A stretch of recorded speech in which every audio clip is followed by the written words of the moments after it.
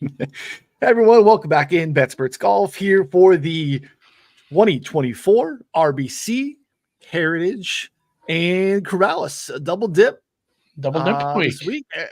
Double dip is a bad week to have a double dip when we want to wax poetic about what we just watched over the weekend. Scotty Scheffler felt inevitable, Andy, and won by margin with his at times B game. So yeah, here we are. What's going on? I'm close to like writing an article about Scotty being boring because like everyone's the Masters wasn't as exciting and we've had blowouts before and the ratings were down. He's kind of a boring dude. He's kind of a boring golfer to root for. Like that's my Scotty hot take. Like I respect the shit out of his game. It is wild how he puts his first two shots together every single hole. Obviously, when other people melted, he had his bogey late in the, 13. I'm trying to think where that was, but it was like it's just like a damage control hole where he's so good at knowing like I'm in trouble here, but I'm Scotty Scheffler, so I'm not in too much trouble. He's so good at avoiding the massive number, that we see, some fives and some threes. We see things like that. Like doing that plus what he brings, it's awful hard to beat. And I'm a little nervous because it's 10 a.m. on Tuesday and he still hasn't pulled out. It is a signature event. You have to play so many. It's a lot of money. But man, the wife's getting close. You just won the Masters. I don't know at what point in this week do you feel like Scotty's playing if you haven't heard from it? Because it's probably like 3:00 today. Yeah, kind of now. Like I feel like he's probably playing unless she goes into labor. I'm like 80-20 there. Yeah. My hope was just that he would crossing my fingers, like, he's just going to stay in Texas. Yeah. I just wanted him to stay in the field until like Monday evening. That way we could get like a normal betting board comparatively. Because obviously the odds will shift, especially at the top if Scotty bows out, and Scotty has gotten shorter here as well, which makes sense. I mean, how can you? It's hard to go to the window. We've talked about it already at length. The season, we have Scotty events right now and non-Scotty events, and this is currently, unfortunately, a Scotty event. But yeah, I mean, I thought it was a fantastic weekend. It was fun. I thought the course was the star, as it should be. I think we see a lot of resort style courses. I think we see a lot of courses that these guys can solve, that they can bully, and that was not the case this weekend. Really, outside of Thursday, and really Thursday early, right? If you had that Thursday early window like Bryson did, took advantage of a super soft course and hung a number and really tried to hold on for dear life. The rest of the field didn't have that advantage. And Friday, Saturday, Sunday, Friday was crazy with the wind, but not the course was the star, and as it should be. I mean, that billing of the Masters and all that goes into Augusta National, to see the challenge that was for those guys. You just couldn't fake it around there. You couldn't hide. You had to string together really good golf shots to grind par out on majority of holes. And obviously Scheffler, comparatively to the rest of the guys, took advantage of the par fives to score on and just strung together holes right at the turn. I think on, you got that birdie, you get some momentum on 8, and then 9, Ludwig bangs that banger and puts himself in contention all of a sudden. That great putt on 9. Max couldn't do the same thing. And then Scotty gets up and just hits that absolute rat tail spin back and almost holes out for eagle, taps in for bird, and just puts his foot on everyone's neck. And it's all of a sudden like, oh crap. Like, he tried to give it to him a little bit on Saturday and no one really stepped up to run with it. And it was kind of it. Yeah, even when it was like, there's 4 guys tied for the lead, it didn't feel like, one of these guys is somebody who can just take this course by the throat and end up at 10 under. Man, I was close to it. The thing, let's do worst takes. My worst take was definitely like dispelling the wind a little. I was kind of soft on the wind because I can't remember. I don't remember a single round ever like that. I remember some gusts. I remember a few swirls in the middle parts of the courses, especially where, the trees aren't as prevalent. I don't ever remember a Friday. Like in my my watching the Masters. That was crazy difficult. It brought me back to the 2000 Memorial there, where we had balls that would land on the green. Yeah. It was dry and rolled to begin with. You'd see the ball land, stop, and then a few seconds later, a gust would come and the ball rolled off the green. Like, we weren't quite that far, but it was very, very difficult scoring conditions. So kudos to anybody who played well on Friday. That's such a tough hang because it's cut day. Like, this is the you need to make it happen. We saw very good golfers like Hovland, just obviously after like the first 9, he kind of melted. The back 9 on Thursday weren't great either, but a lot of good golfers fell victim to the course conditions on Friday. And like you said, he can't fake it. The leaderboard was fun. I enjoyed watching it. I missed a bunch. I had a volleyball tournament. I was watching a lot of the Masters on my phone from the bleachers, because it's a lot of play volleyball for a half hour, wait around for an hour and a half. So yeah, one of those where I was just really stressing the battery for a little bit. But even the Sunday finish wasn't all that fun, all things considered, unless you're a big Scotty guy. But it's still the Masters. The Fern stuff was great.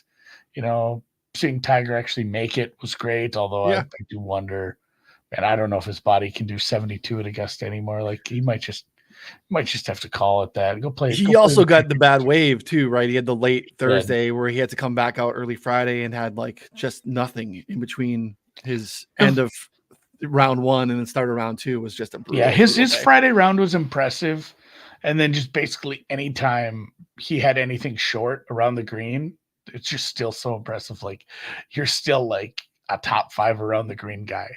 And like, just watching you hobble around and, struggle here and there, but it's crazy how good of his hands are just so good. I mean, always have, always will, always have. So that was fun. There was a few stressful bets. I went no hole in one. That was stressful. I thought I did worse than I did, considering, but then I realized like no hole in one paid, almost 2 to 1. I had some Xander top 10, which is just like the inevitable, just a layup. And that was like plus 150 as well. I priced that a little lower because I considered his ceiling and floor basically touching each other right around 7th place, even though I did get him to win. That was nice. I did find some other ones. Like, there was the just placement, like, will over under this position. And Xander's was like 16. For minus 1 team. I played a little of that as well. I just kept piling on Xander. So him not melting on Sunday, too bad, was nice. Otherwise, didn't hit the winner because I didn't take the short one. You had the nice ticket with the UConn men's and the South Carolina women's, the triple chalk sniffer line of chalk ticket. But, it pays the same. Big old chalk. Spends the same, my friend. I promise it spends the same. Money does spend the same. Yeah.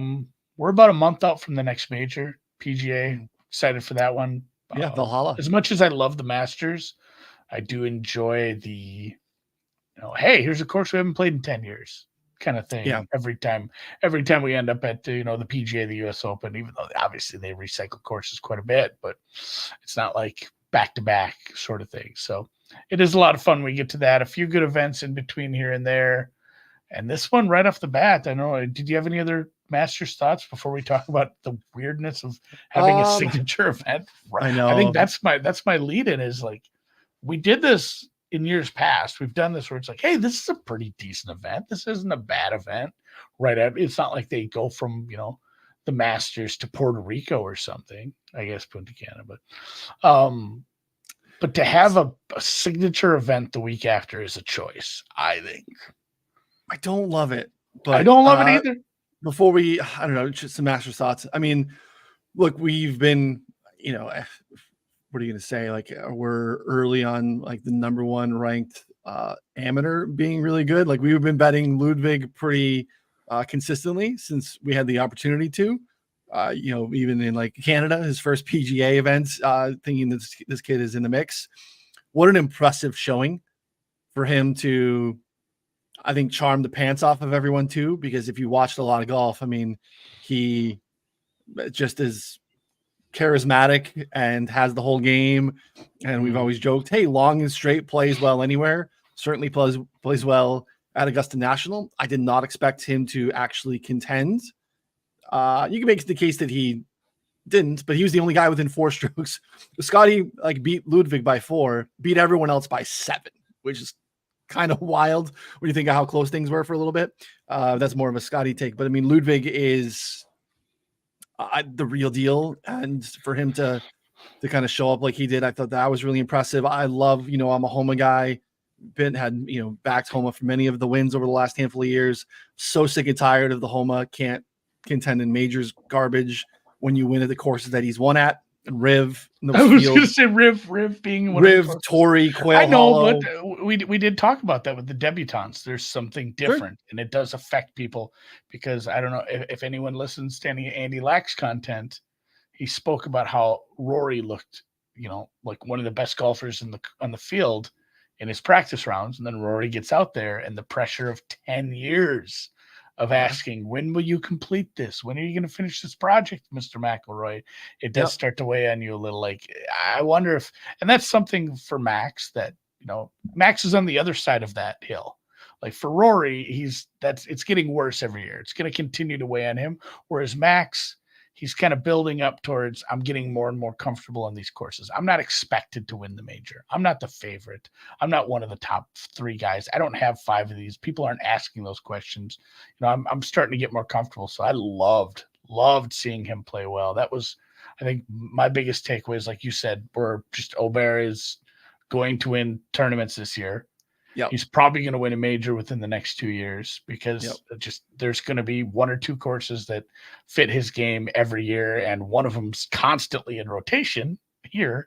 So he's probably going to win a major within the next couple of years. I think Max at least contends, if doesn't win, the next 2 to 3 years.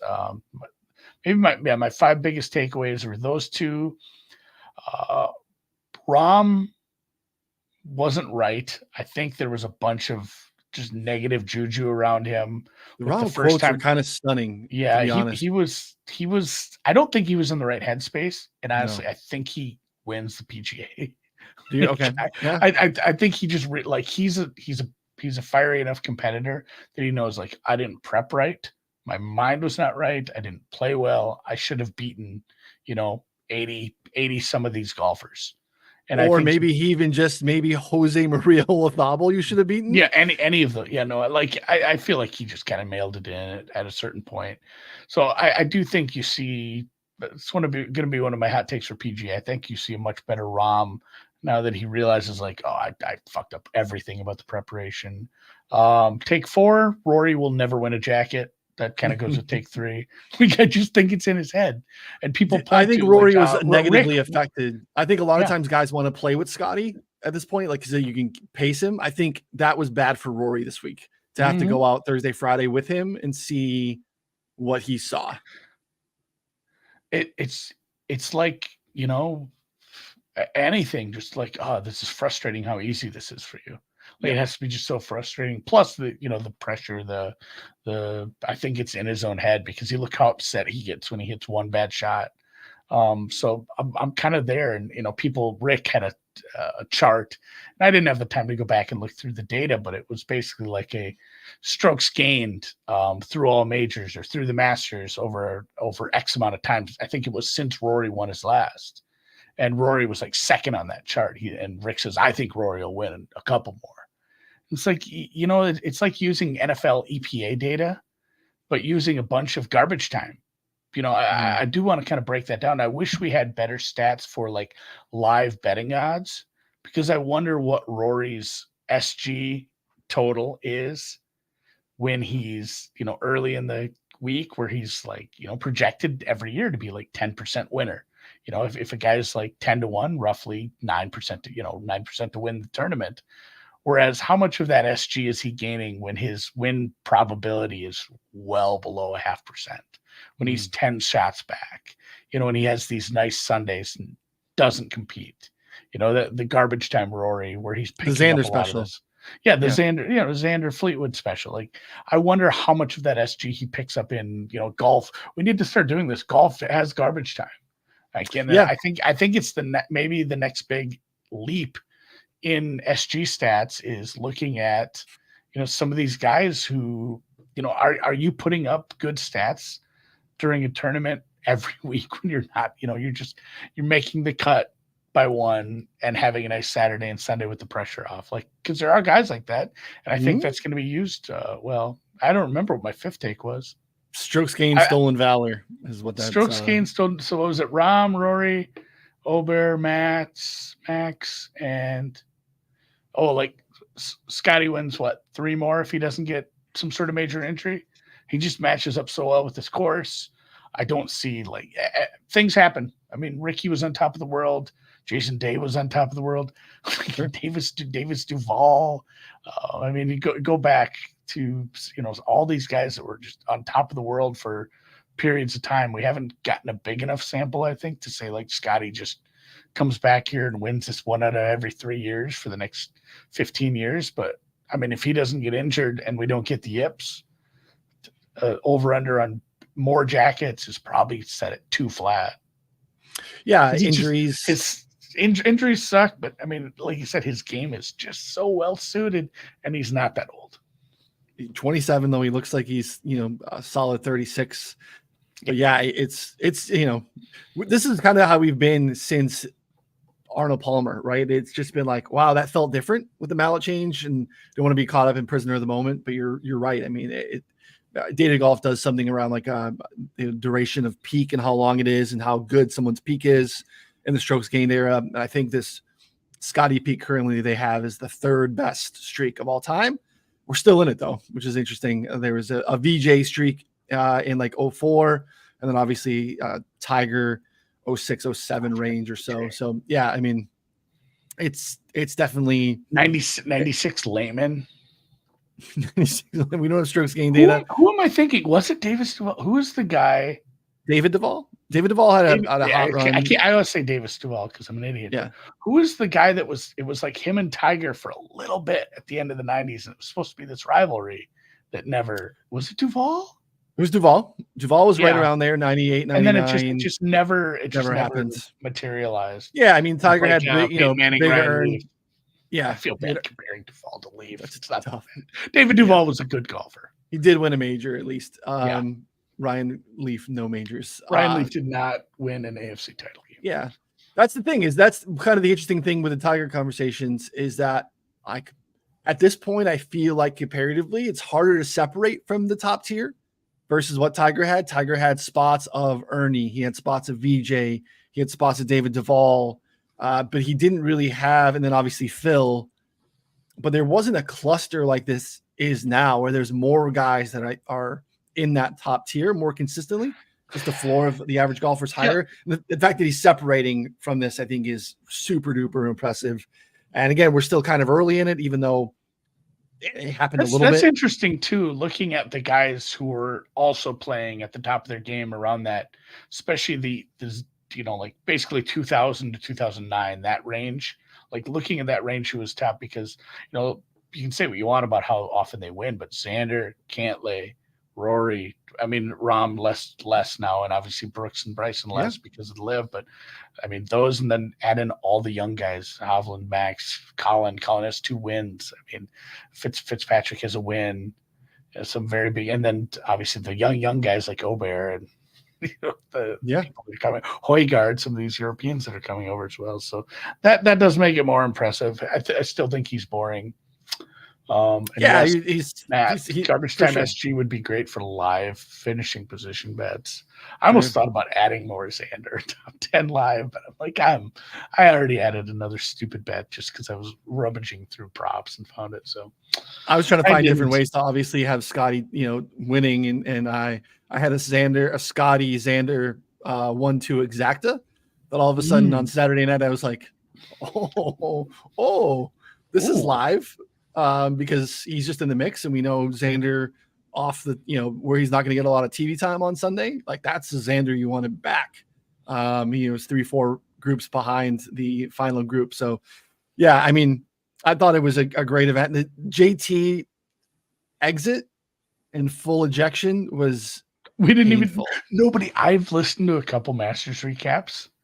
I think you might be the first person who mentioned Justin Thomas. People are just not even talking about him. Dude, it was rough. He was even. through 15 on Friday. And he even was in the mix. He was T15, even par through 15 holes in round 2, and then goes double, bogey, double to finish and missed the cut by the number. He moved the cut line.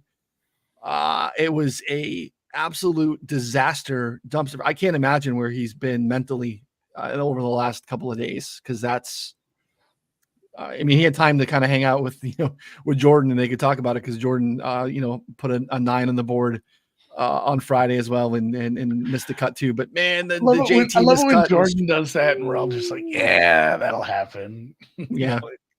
These things happen. It's a tough course. Tough. But yeah, anyway, it was great. Kudos to Scotty. I did it again. I took live on Sunday morning. I took Scotty to win the Masters. I took Scotty to win Valhalla and the Celtics to win the East, and got a nice. I got just to win the East.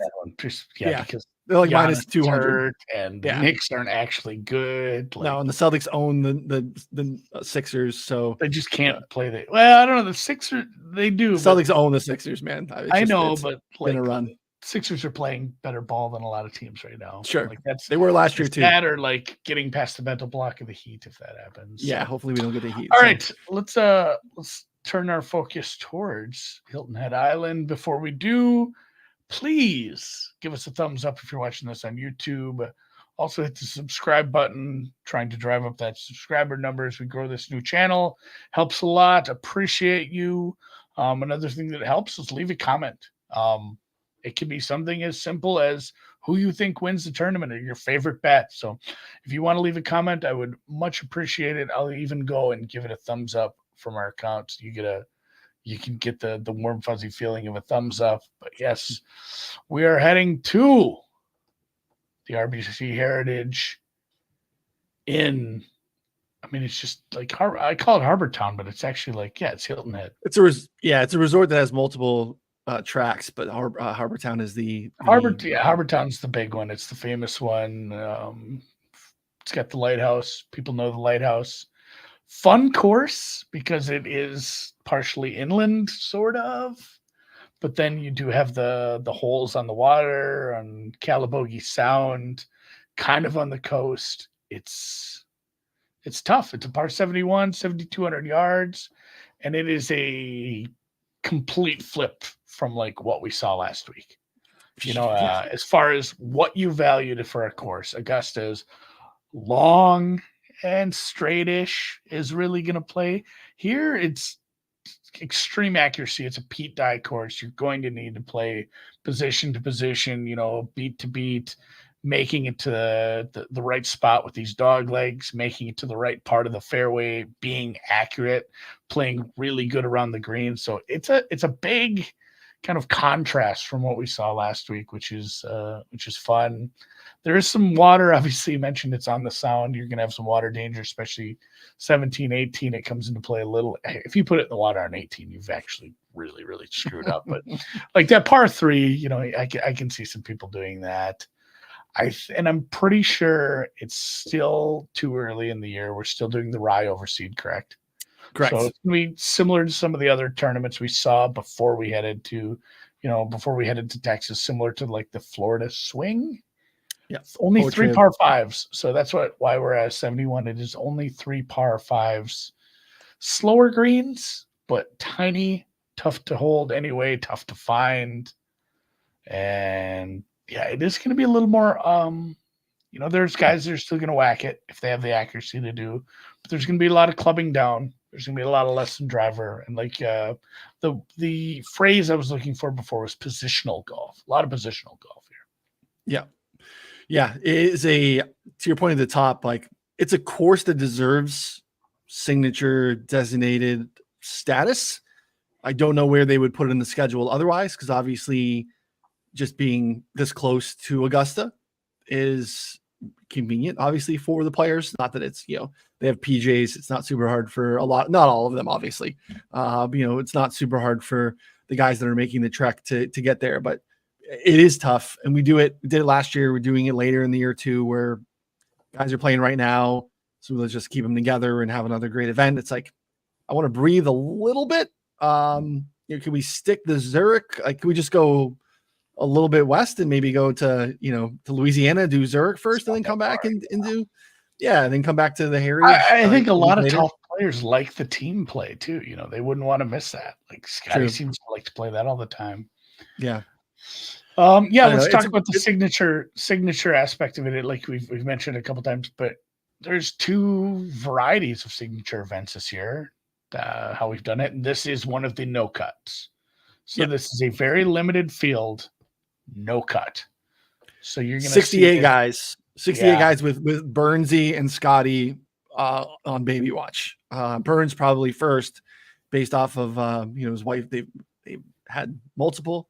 Or at least one, I believe, and then that can come a little bit quicker. And I think her due date was earlier. So Burns would terrify me this week with an early ejection, whereas Baby Chef maybe has a little bit more time. But this 68 right now, no additions because they don't do that for So they will not, cannot. It is no Monday qualifier. No, but they do have sponsors exemptions. They're gonna just let Webb Simpson play. They're letting Kisner play when he should probably be in the booth instead.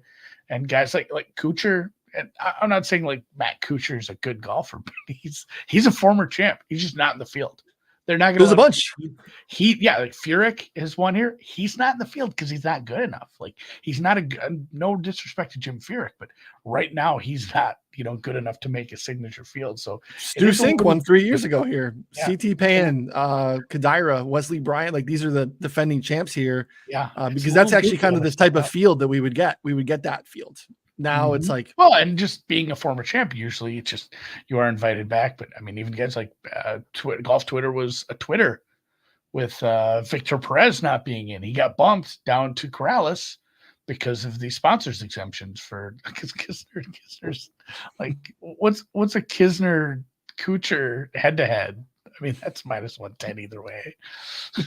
I'm not like saying I want to see Kevin Kisner play this one, but it's that's it. I mean, it's limited field, no cut, 68 players. It's still very, very strong. Obviously, a very strong field, so it's fun. There's going to be a lot of big names at the top. We're not going to have to go hunting too far for values, I think, because there's going to be some big numbers on some golfers that we hold pretty high regard here.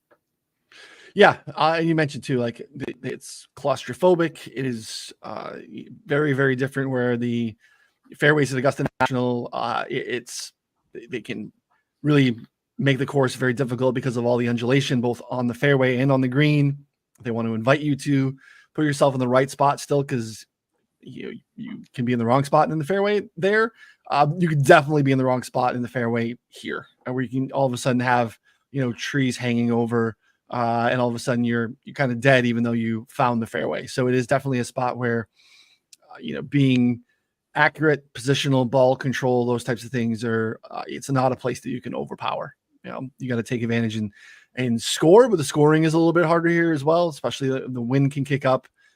You check out Ron's preview on the site, a lot of great details, and the rough is not very penal, but again, like you're dead to rights anyway. It's not about because the rough is thick. It's just you're in the 2.5 inch rough, but there's a tree in your way. Correct. And by tree, I mean a bunch of trees, because it's a dog leg and you're not punching through there, you're punching out. You can screw up. It is very much hit it straight. Length is great, but if you're not hitting it straight, it's not going to matter. Obviously, some of the key stats, it's going to be approach. But your good drive percentage, your fairways gained, your distance from edge, like all the accuracy stats off the tee are very much going to matter. Possibly with the kind of splits where you're looking at, courses are using less than driver, courses like this, and then your proximity from semi-long irons, 150 to 200, like kind of your mid-range irons. You're gonna have to be good with your mid-range irons and your wedges, because around the green, like we said, these greens are small. They're hard to catch sometimes, they're hard to find. So around the green is going to be important. And, there are comps. There's some decent comps, like probably Sawgrass. I hate when you bounce from coast to coast, but like there's a couple West Coast courses that aren't too dissimilar as far as like working around, even Pebble. So Sure, shorter course. Yeah. Shorter, like positional, and obviously anytime you can find another Pete Dye course. So, some people are going to want to look at comp courses for this one. I don't think that's a terrible idea. I don't know anything else as far as I missed for key stats. No, you mentioned the 150 to 200. It's even very specific. 175 to 200 is almost double the standard tour average event. So like 150 to 175 is kind of right in the range of a normal tour event, which is happening a lot, like 18, 20% last couple of years. But then you get into that 175 to 200. It's like last year was almost 30% of approach shots. So that's a range that I would want to look at typically. I think sometimes it can be a little bit noisy honing in on the proximity ranges, but I think 175 to 200 is probably worth a look here this week. Around the green does matter, as you mentioned, inevitable because the greens are small, but gaining around the green is not really hard here because the greens are kind of flat. And so it's not like a super hard place to gain around the green. They have a good mix of like rough around the green and short grass around the green. It's actually higher than normal short grass. So that would be something that is, maybe to look at too. I think looking at both because there is still, like I said, the long stuff too. But yeah, it's not hard to gain here. So your guys that typically kicking around a little bit might be okay, just because it's a pretty benign, small green. Yeah, there's no we need a SG not leaving yourself short-sighted. Right. Like if you're not in a bad spot, if you're not in the water, like you said, you still have to have the skill around the green, but it's not a difficult around the green. It's just, I think what we're trying to say is it comes into play more. Like it's a skill you're going to have to call on more often at a course like this.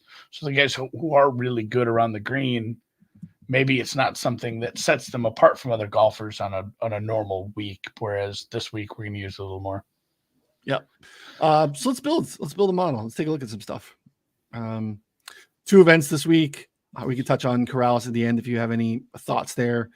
Very few. Yeah, I built a model. I tried very hard. To spend some time on Corrales later in the week, but yeah, I can share my model. But I had a very hard time having that lead me to do that right away. I want you to, because we never do this. We never click on expert rankings. Did you make it an expert ranking? All right. Yep. If you're a member, you click on expert rankings. You can click on Corrales by Noonan. You can go look at his model. You can sort it by whatever. You can try to reconstruct it yourself with different stuff. But let's start with the Corrales model. I don't care. We're going there right off the bat. So tell me what you used here.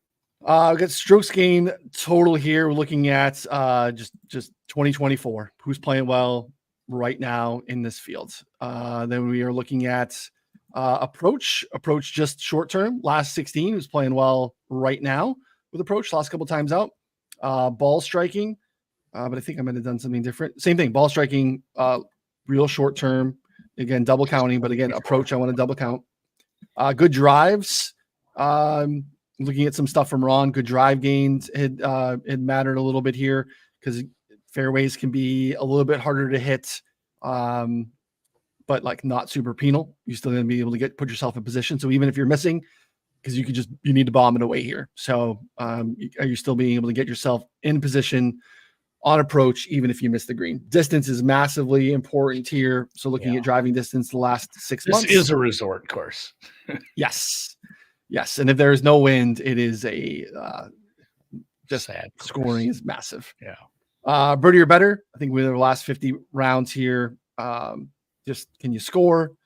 Tee to green. What do I got here? Tee to green. Windy conditions. So who is strokes gained tee to green in the winds? Because again, you're going to have sustained and gusts, pushing 20 for the most part. Because it's just where we are. Again, weather report, take a look at that. It's Tuesday. We have a couple of days out, but fairly uncommon to have benign wind in Punta Cana there. So, and then looking at strokes gains, ball striking on coastal courses and island courses over the last 3 years and 50 rounds. So no one really that popped into my model at the top. Kevin Yu, Jonathan Vegas, Victor Perez, Aaron Rye, Alex Noren, Mark Hubbard, Nate Lashley, Chan Kim, Nikolai Højgaard, and Ricky Hoy. None of them led me to make a bet. Ricky Huey. Yeah, Huey. Richard Huey. Richard Huey. What are we doing? I might have to bet a top 40 on Richard Huey just because not great. I'm writing that down. Højgaard. Dick Huey. Højgaard's second here last year is obviously coming off of the Masters. This is going to feel like, where am I? But annoyed that Højgaard and Perez aren't in the other tournament. Yeah. See, he's going to be, he's like 16. It's really, really hard to pay that price. Same thing. Noren's been playing really good golf. It's not a place I would think he fits great. He's getting obviously a lot of bump here for just his recent form, more so than any fit, because you see driving distance is a problem, kind of middle of the pack in terms of coastal courses and stuff like that. Again, he's just a massive favorite. He's 14. That's a hard price for me to ever spend on Alex Noren. The rest of the guys, like, there's just some massive bad form recently, outlier. It's just some stuff it's just hard for me to go to the board on anything here. I tried, but that's my Corrales model. Love it. All right, let's pop back to the main page. Clear it. Let's make a new mixed condition model for RBC. And we laid out a lot of the key stats. You've already built one. I have one in my head that I haven't built quite yet, but okay. Let's build some stuff that's in your head. Okay. Is there something to... I'm going to build some sub models. I'm going to build some just approach only models. I don't want to do that here. Okay. Let's take one thing from the 4 key categories and use it. Let's make it a nice simple one. So instead of no double counting, no ball striking, one from each. So it has to be what you think is your strongest indicator here for off the tee. So it can be off the tee in general. It can be accuracy. Obviously, it's not going to be distance, speed, apex. It's going to be something accuracy. So your choices are off the tee, distance from the edge of the fairway, good drives gained, which I don't know. That might be cheating because that's counting approach shots. I know. I wanted to do something different, but I can't do it because it's cheating too. What did you use? I did a couple different things off the tee. The one thing I liked to capture off the tee is I looked at strokes gained, ball striking on less than driver courses. We can add filters. So let's go. Here's what I want to do. I'm just taking the wheel here. Less than driver, total driving. Okay. All right. So we're going to look at all rounds, and let's make it a bigger sample size, obviously, once we get back out of this filters page. But let's take less than driver, make it a couple year sample maybe, and then total driving, which is I won't get into the math, but it's distance and accuracy, because I still don't want guys who are weak off the tee. And I still want to build it. I want to build it, even though so you're saying it's not a bomber's course. I would still like somebody who can hit the piss out of their 3-wood and accurately. If you're clubbing down, I don't want you clubbing down and hitting it, 220. I want a good shot. I don't know what's a great shot with a 3-wood for a pro. I'm just kind of building off how far I hit mine. That's not good. I think that's it, bud. Yeah, I know you're long off the tee. Yeah, but these guys are a big hitter dilemma. Big hitter. Total driving. Ludwig at the top of that model. I think it's important to look at the other end of that too. I think it's important. Chandler Phillips, Nick Taylor, Nick Dunlap, Kiz in the booth. So total driving. We'll add that. Ludwig, Connors, Scotty, Sanjay, Wyndham Clark make out your top 5. Some other familiar names, popular names on the betting board. Shortly behind that. So we'll go total driving. We'll go back and forth. I'll let you pick the approach stat then. Okay. All right. Approach stat, man. There's one approach stat so hard. But here's what I'm gonna do. I want to use some filters. That's why I wanted to make it tough on you today. Yeah. So we'll take off the less than driver. I'm gonna go approach. What's the sample size on that you used then? I went 2 years, 2 years all rounds. So we were getting 50, 60 rounds. Sure. Perfect. That's perfect. Yep. I'm going to go approach on small greens. Green size, small. And let's see what kind of sample size we get here. 2 years a little long. Let's go 18 months. Let's see. We're getting around. Yeah, we're getting, I think that's a useful data set sample wise. Strokes gained approach. Scotty Scheffler, Xander Schauffele, Shane Lowry, Colin Morikawa, Christian Bezaden-Hute, top 5. JT, Finau, Rory, Henley, Siwoo, right behind there in the top 10. And so I think it does kind of tell the story that we're looking for. And yeah, again, using another unique feature that we have here on the rabbit hole. Let's go approach. Small greens. All right. Back to you. You get a fun one, I guess, around the green. Unless you could, whatever. I don't want to. This might just be a keep it simple, stupid. I can't even think of a split I'd like to use in the filters. I'm trying to think of some aspects of this course that we could use to filter because are unique to it. Like we said, the greens are small, but they're sort of flat. The around the green isn't going to be tough. It's just going to come into play more. Yeah. So there's like basically slowish, like not slow, but average, like middle of the pack kind of speed. It's tough scoring conditions, but I don't know if I want to add that into it. Like, yeah, you could do around the green on Pete Dye courses. I don't know if that would be anything that you'd want to add to be predictive, but I mean, it's not like it's, some small sample. There's so many of those that get used. Yeah. I think it just might be around the green with no filters on it. Just straight up ARG. How have you been doing it? Let's go, maybe not 18 months for this. So let's do just, how have you been playing this year? Like you were doing with the Corrales. 2024 around the green. All right. I like it. 2024 around the green. Yeah. Like most of these guys are right around, 30, 40 rounds. 30, 40 rounds. Yeah. Mac Hughes at the top, Xander second, Scotty third, Lucas Glover fourth, Jason Day fifth. Funny, no matter what you do, it's Scotty top 5, everything. Yep, he is. He is. That's super unfair. Allows you to make pins pretty aggressively when you know that you can get up and down the majority of the time. So yeah, around the green, Scotty. Putting, I typically don't want to do anything putting wise, so maybe I'll just go scoring. You have to do putting. I said you did.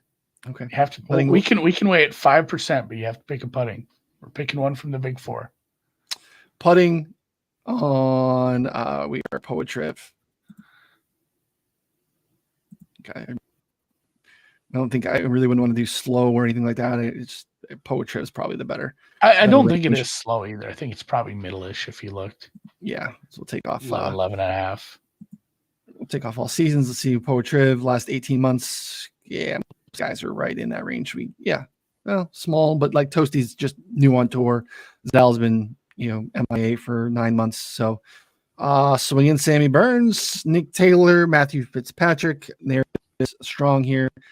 Brian Harmon, Sahith Thigala, Bezaden-Hute again. It's going to show up pretty highly in the model. Xander Schauffele, Thomas Dietrich, Jordan Spieth, Adam Schenk. Nice showing. Punched himself a ticket back to Augusta here with the top 12 showing last week. We'll add strokes gain, putting, POA. Yeah, I don't want to go like avoidant 3-putt or anything. Just normal putting's fine. Yeah. All right. You want to go 6? We each throw in one wild card now. I like it. I have a wild card that I want to get in. So, all right. If yours is underscoring, pull down the view menu. Mine's not underscoring. Yours not in scoring. Nope. I'm not gonna say it's your turn, so I'm gonna give it to you. If you dupe me, then hey, we're in the spot and we're good. I'm not gonna do course history. Okay. I don't want to do like a proximity number. I don't want to do something. Sure. That's gonna overlap on approach. Oh man, go to miscellaneous metrics. Let's see what we got down there. I don't have a wild card. My wild card might be just pass.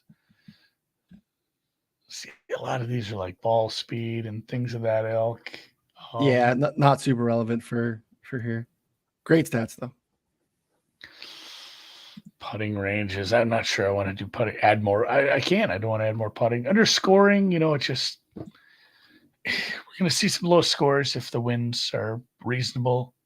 Same thing here with some of the winds coming off the sound. Like probably even around the green and on approach, you're going to see plenty of shots come from both the long and short grass. Yep. Bogey avoidance. I don't know. I guess that kind of goes around with it. Like you said, there's fewer par fives here. I'm not going to throw something like that in there. I'm stumped. I'm going to defer to you. You're okay. Putting it's just going to be 5. Your wild card is it. I have nothing. I think correlated courses are important this week because I think you can either do. I like that. You can either do Pete Dye, or I think like Walleye, Sea Islands, Colonial, Sedgefield, Sawgrass in particular. I think you can make a case for. I pulled up Ron's little fact sheet. Okay. So his correlated courses are TPC River Islands, Travelers, Waialae, CC, Hawaii, definitely. Sea Island. Sea Island is a great one. Obviously not too far.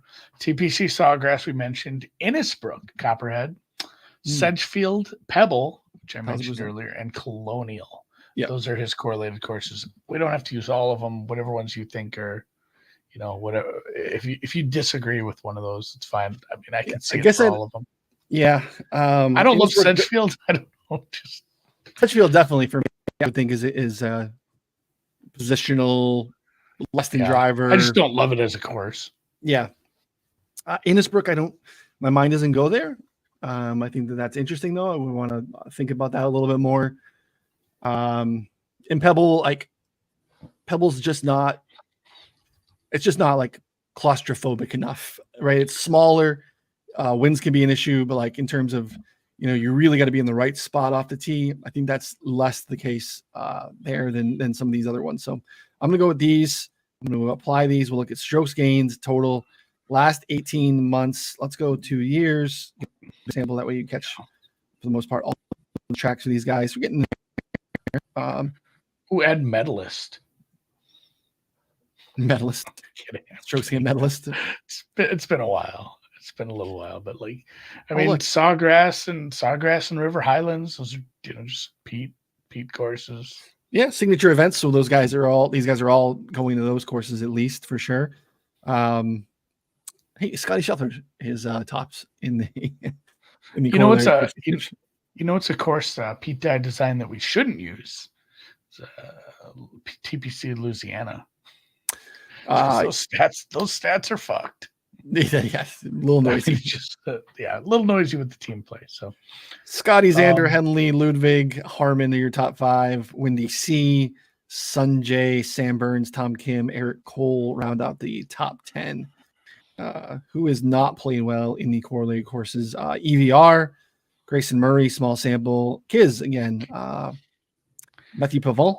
Not a lot of very small sample. Should we not a lot of rounds. Suss out anyone who's played fewer than 12? Yeah, 8's fine. Yeah, it only takes out a few.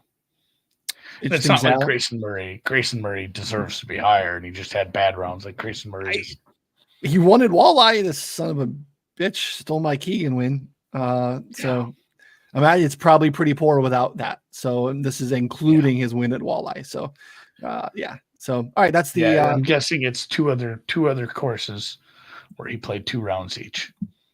Strokes gain, total, comp, courses. Add it. All right, we're good. All right, let's add it up. This is our betting show. We are doing Harbour Town. And we're playing golf in Harbour Town. Regret. I did my guys' golf trip 3 years ago to this area. We were in Hilton Head. Harbour Town's not cheap, but it's a public course, and we the chance to play a lot of public courses that are regular tour stops. I could not convince my group to pony up the $3 to play Harbour Town, and I text them every year this week. And I'm like, we're gonna have to watch this on TV, knowing that we could have been out there, and so I hate it so much because we didn't play, even though we were right there. So,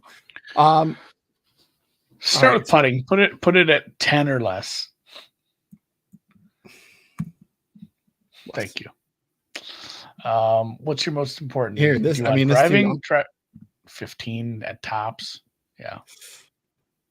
That leaves a lot. That means we're putting approach at what, 30? Let's go 30 and 35 for driving and approach. Yeah, we need yeah. Go 30. Go 30 and 35. See where we end up at. I love that it adds us up. We don't have to. We're not guessing anymore. If you're listening in podcast form, it is very much adding this up for us now on the site. And I like the comp courses right there. I guess that's yeah. fine. I'm fine with this. I think we nailed it pretty quick. Save on making an expert. Let's see what we got. Yeah, if you remember, you can take a look. I think I know who's on top. Real quick, while this is loading too, we didn't mention the Vivid deal is still available. If you live in a Vivid site, a state that allows you to sign up for Vivid Picks, there'll be a link in the description to an article that'll help you out with that. You just sign up, deposit at least $5, play at least $5, and one of our friends here will email you a promo code for a free, 100% free full year at BetSports Golf, so you can model your own stuff, look at the expert models, get into the Discord, see all of the premium content by Ron, and everything else that comes with it. If you have questions on that, obviously DM us at BetSports Golf. If you have any other questions, or if you're in a state that doesn't allow that, we can still get you some sort of promo code. That offer is only good until the end of April. That is going away. That was one of their most generous offers as far as how much they were giving us per user. So we aren't going to be able to have that all year. Take advantage if you've been on the fence about that now.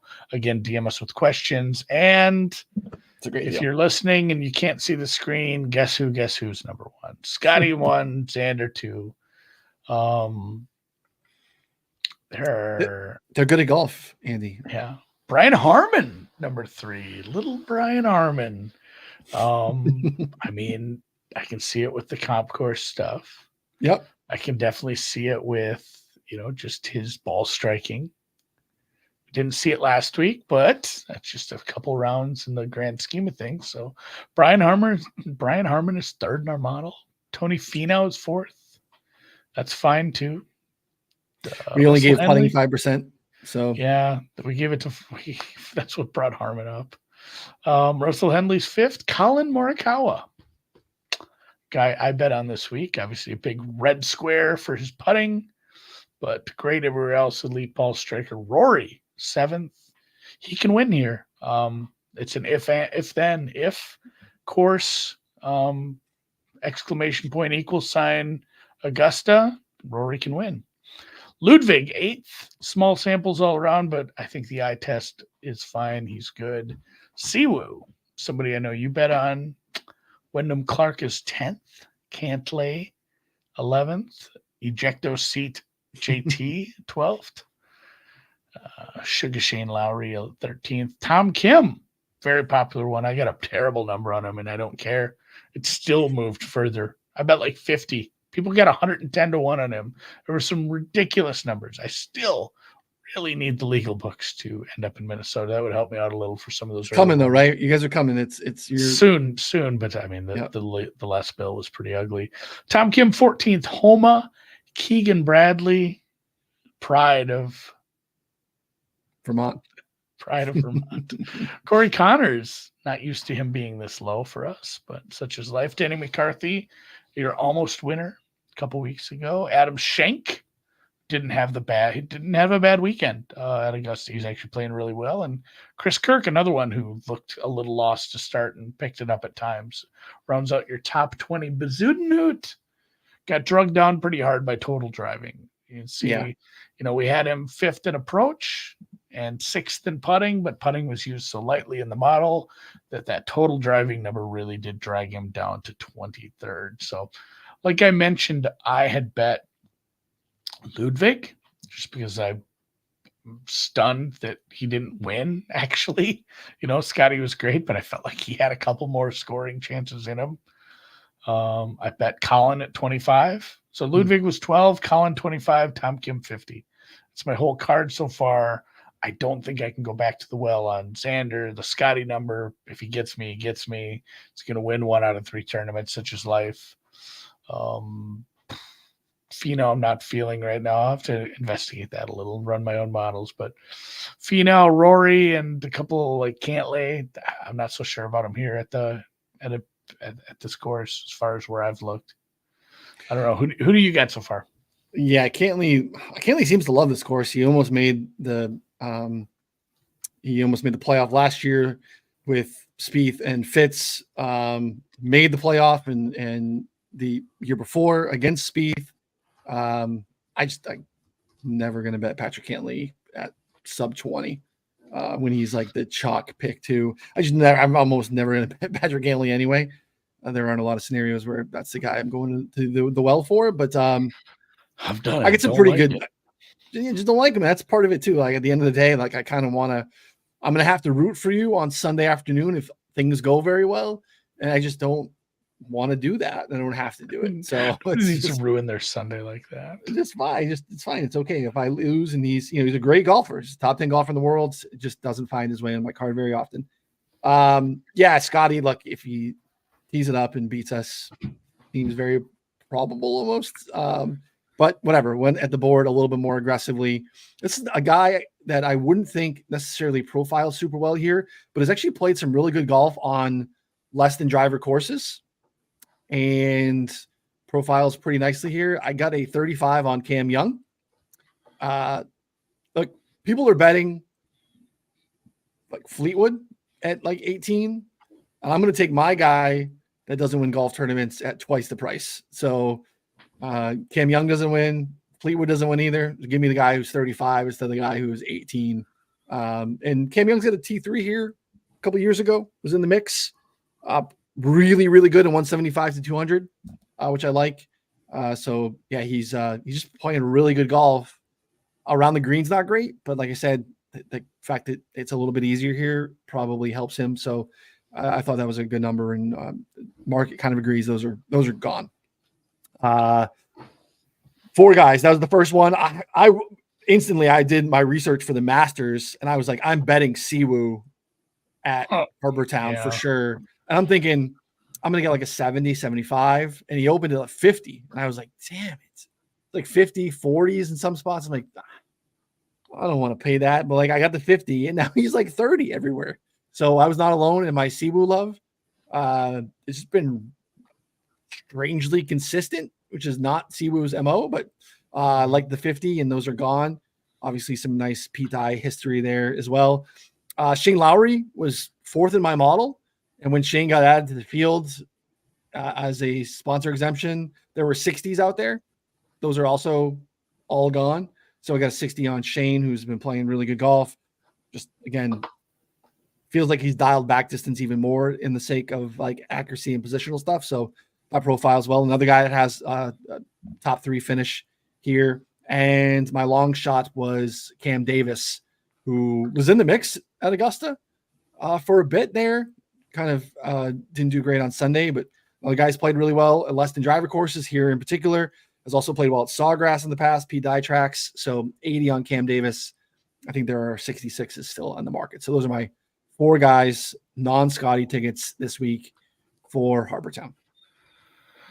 Yeah, I haven't settled on any bombs. Hoagie being 120. I'm not sure this is his course. Still looked at it. Jagger, I know we didn't get what we wanted out of him maybe the last week or two, but Jagger's 140. Like obviously he has win equity, and I love him every week. So there might be a bomb or two yet.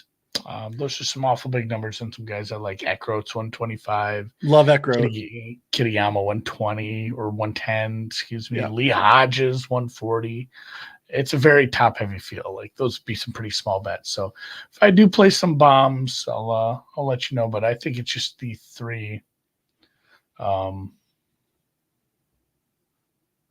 Matt's doing the math on how much he can win. Yeah, he's right.